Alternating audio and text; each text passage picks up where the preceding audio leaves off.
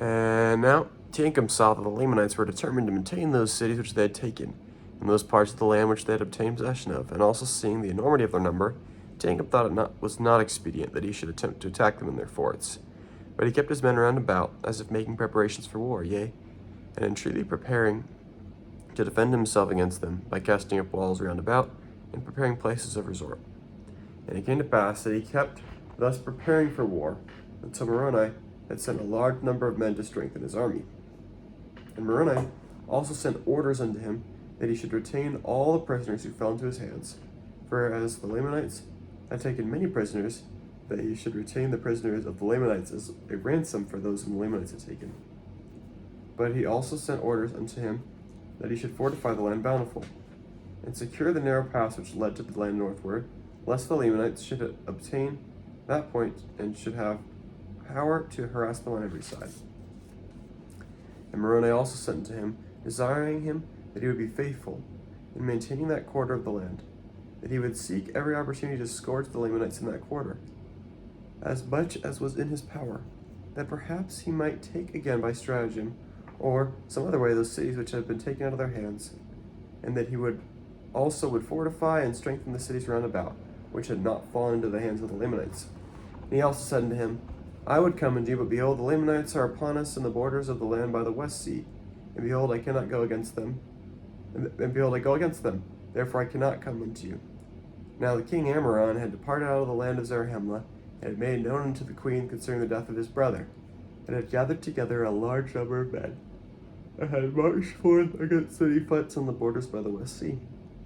And thus he was endeavoring to harass the Nephites, and to draw away a part of their forces to that part of the land, while he had commanded those whom he had left to possess the cities which he had taken, that they should also harass the Nephites on the borders by the east sea, and should take possession of their lands as much as it was in their power, according to the power of their armies. And thus are the Nephites in those dangerous circumstances in the ending of the 26th year of the reign of the judges over the people of Nephi. But behold, it came to pass in the 27th year of the reign of the judges that Teancum, by the command of Moroni, who had established armies to protect the land south from the west borders of the land, had begun his march towards the land bountiful, that he might assist Teancum with his men in retaking the cities which they had lost. And it came to pass that Teancum had received orders to make an attack upon the city of Mulek, and retake it if it were possible. And it came to pass that Teancum made preparations to make an attack upon the city of Mulek, and marched forth with his army against the Lamanites.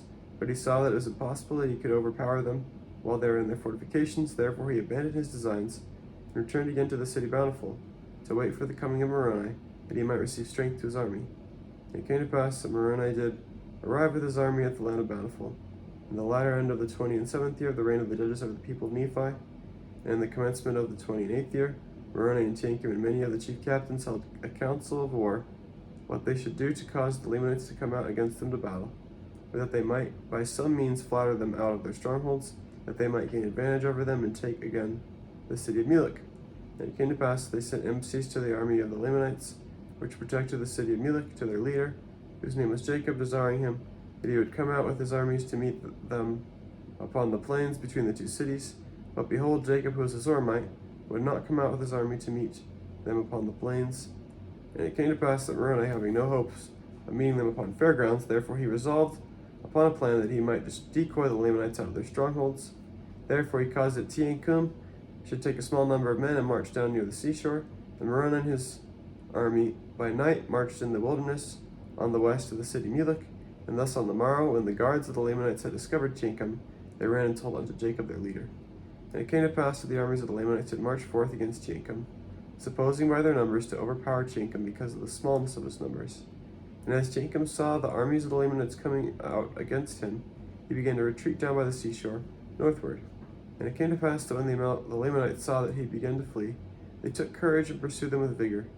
And while Teancum was thus leading away the Lamanites who were pursuing them in vain, behold, Moroni commanded that a part of his army who were with them should march forth into the city and take possession of it. And thus they did, and slew all those who had been left to protect the city, yea, all those who would not yield up their weapons of war. And thus Moroni had obtained possession of the city of Mulek with a part of his army, while he marched with the remainder to meet the Lamanites when they should return from the pursuit of Teancum. And it came to pass that the Lamanites did pursue Teancum until they came near the city bountiful. and then they were met by Lehi and a small army, which had been left to protect the city bountiful. And now behold, when the chief captains of the Lamanites had beheld Lehi with his army coming against them, they fled in much confusion, lest perhaps they should not obtain the city Mulek before Lehi should overtake them, for they are wearied because of their march, and the men of Lehi were fresh. Now the Lamanites did not know that Moroni had been in their rear with his army, and all they feared was Lehi and his men. Now Lehi was not desirous to overtake them till he should meet Moroni and his army. And it came to pass that before the Lamanites had retreated far, they were surrounded by the Nephites, by the men of Moroni on one hand and the men of Lehi on the other, all of whom were fresh and full of strength, but the Lamanites were wearied because of their long march. And Moroni commanded his men that they should fall upon them until they have given up their weapons of war. And it came to pass that Jacob, being their leader, being also Zormite, and having an unconquerable spirit, he led the Lamanites forth to battle with exceeding fury against Moroni.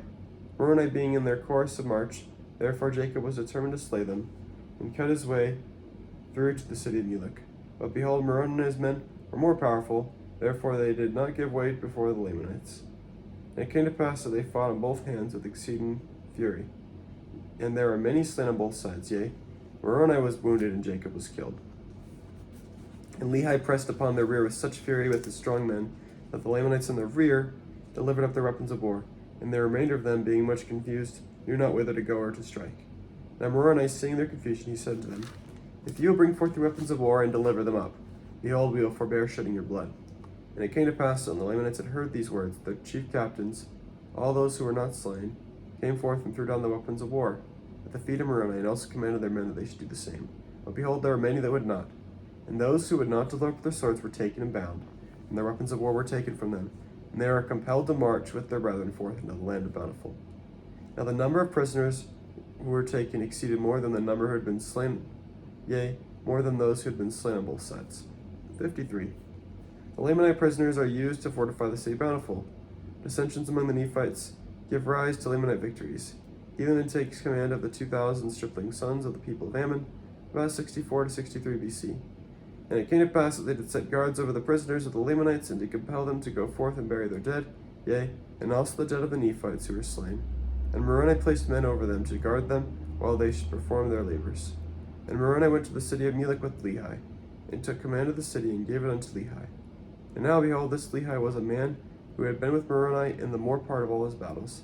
And he was a man like unto Moroni, and they rejoiced in each other's safety. Yea, they were beloved by each other, and also beloved by all the people of Nephi.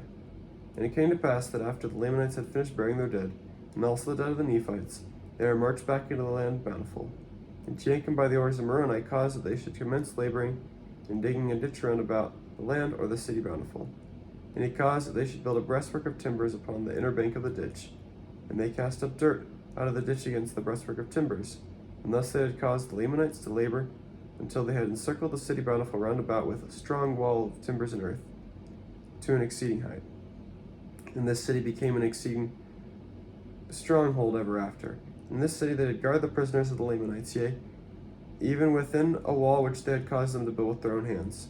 Now Moroni was compelled to cause the Lamanites to labor, because it was easy to guard them while they were at labor. He desired all his forces when he should make an attack upon the Lamanites. And it came to pass that Moroni had thus gained a victory over one of the greatest of the armies of the Lamanites, and obtained possession of the city of Mulek, which was one of the strongest holds of the Lamanites in the whole land of Nephi. And thus he had also built a stronghold to retain his prisoners. And it came to pass that he did no more attempt a battle with the Lamanites in that year, but he did employ his men in preparing for war, yea, and in making fortifications to guard against the Lamanites, yea, and also delivering their women and their children from famine and affliction, and providing food for their armies. And now it came to pass that the armies of the Lamanites on the west sea, south, were in the absence of Moroni on account of some intrigue among the Nephites, which caused dissensions among them, had gained some ground over the Nephites, yea, insomuch that they had obtained possession of a number of the cities in that part of the land. And thus they became, because of iniquity amongst themselves, yea, because of dissensions and intrigue among themselves, they are placed in the most dangerous circumstances. And now, behold, I have somewhat to say concerning the people of Ammon, who in the beginning were Lamanites, but by Ammon and his brethren, or rather by the power and word of God, they had been converted unto the Lord. and they had been brought down into the land of Zarahemla, and had ever since been protected by the Nephites.